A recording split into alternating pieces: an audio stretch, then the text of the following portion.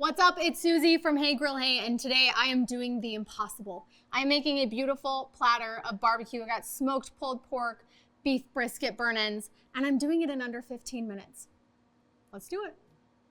I may have exaggerated with 15 minutes to perfect barbecue, and I apologize. However, what we got here is some pre-packaged, pre-made barbecue. Now, I have heard some mixed reviews about these. These were both at Costco, but I'm sure you've seen pre-packaged barbecue like this at your local grocery store. And I was just darn curious, as a certified barbecue judge and also someone who has cooked and consumed, I mean, percentage-wise for the population, probably a really high amount of barbecue. I wanted to give these a try, let you guys know my thoughts, and see if maybe this is kind of a 15-minute way to get that barbecue experience without having to take all of the time and the work to make the barbecue. Even though we all know that's the fun part, right? Eating part is good, but like the making it is the fun part. But I did want to try these and give them an honest review and see what we're looking at when it comes to pre-made store-bought barbecue. So let's crack these babies open and take a look at our instructions. First, we're going to open the pulled pork. Now, this is smoked pulled pork rubbed with seasonings. It says it's hickory smoked. It's not cured. There's no nitrates or nitrites like you would see in ham or bacon. And it is fully cooked.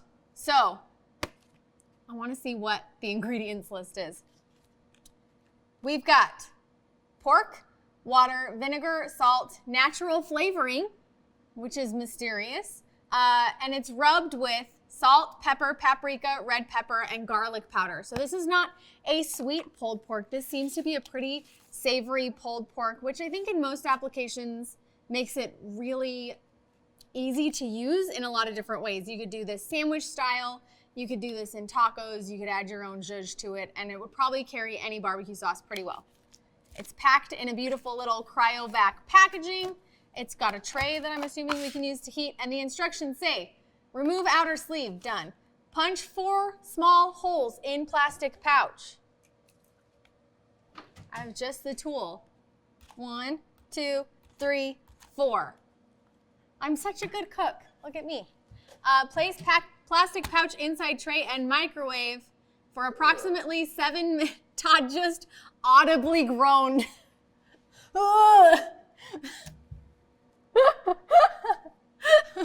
Oh my gosh. Okay. Microwave 7 minutes until hot. Let stand for 2 minutes. There is stovetop instructions that you place the pouch in boiling water for 12 to 15 minutes, which is probably what I would recommend, because that's more of a sous vide style of cooking. But I already poked the holes in it, so we're going the microwave way, because that's the first instruction. And it's done in 9 minutes, is all I'm saying. So this bad boy's going in the microwave for 7 minutes, and we are gonna have 7-minute pulled pork. Let's do it. To the microwave.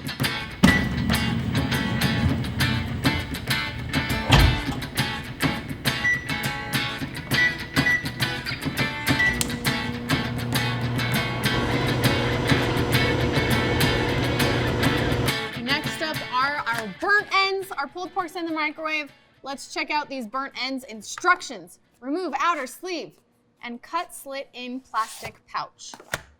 Ooh, okay, we got another kind of sous vide style pouch in here. It looks a little saucy. Plus, bonus sauce pouch. I don't know how big of a slit. I'm just gonna go across the top and hope for the best. Place the tray in microwave and heat for 2.5 minutes. Remove tray and fluff the pouch to separate the burn ends. So you get to be a barbecue fluffer when you're doing this one. You're welcome. Return tray to microwave and heat for an additional 2.5 minutes. So this guy takes 5 minutes to heat. Now, I will say, when I'm doing pulled pork and burn ends, these are processes that take a great many hours. And like I said, the fun is in making it, but I'm super interested to see how these things turn out with just a couple of minutes of cook time in the microwave, especially for Todd because Todd freaking hates any microwaved meat. Like leftovers are a very touchy subject in our house with barbecue because he doesn't want any microwave meat. So this is going to be an interesting taste test for him to pass.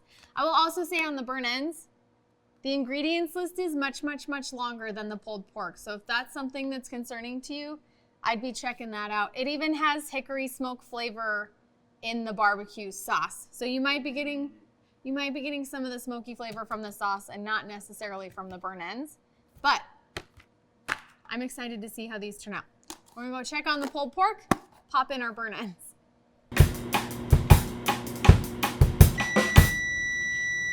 I mean, it smells pretty porky in here. All right, let's put in the burnt ends.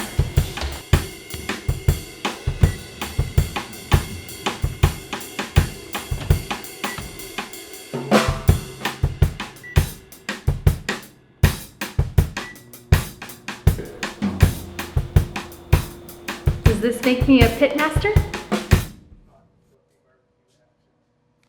Okay, 7-minute pulled pork, 5-minute burnt ends. We're clocking at 12 whole minutes of barbecue preparation here, my friends. Now, I'm gonna do my Susie Hey Grill Hey thing and make this box barbecue look absolutely beautiful.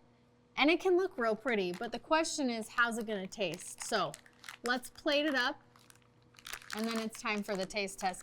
Honestly, I'm more excited for Todd to taste this than anything. This is gonna be a good day. I mean, listen, it smells like barbecue, okay?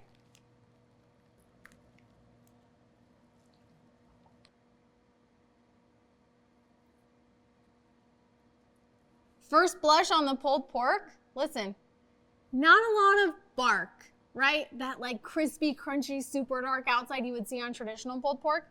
But I am seeing like some smoke rings, some pink color variation, and it smells like smoked pulled pork. So, I mean, you might be able to fool somebody. Okay, next up, these burnt ends. Now, these guys win in the bark territory. These are dark burnt ends. They're really living up to the name. They feel pretty soft texturally. Definitely get more volume with the pulled pork, but I think that's to be expected. We know that pulled pork's more affordable and it goes a long ways. Burnt ends made from brisket are gonna be a little bit more expensive to manufacture and produce. I'm totally gonna use the sauce from these on here. Goldeny melted beef fat. I mean, it's not gonna hurt, right? Listen, so far from visual appeal and smell, I'm not gonna hate on it too much. Let's get some beauty shots.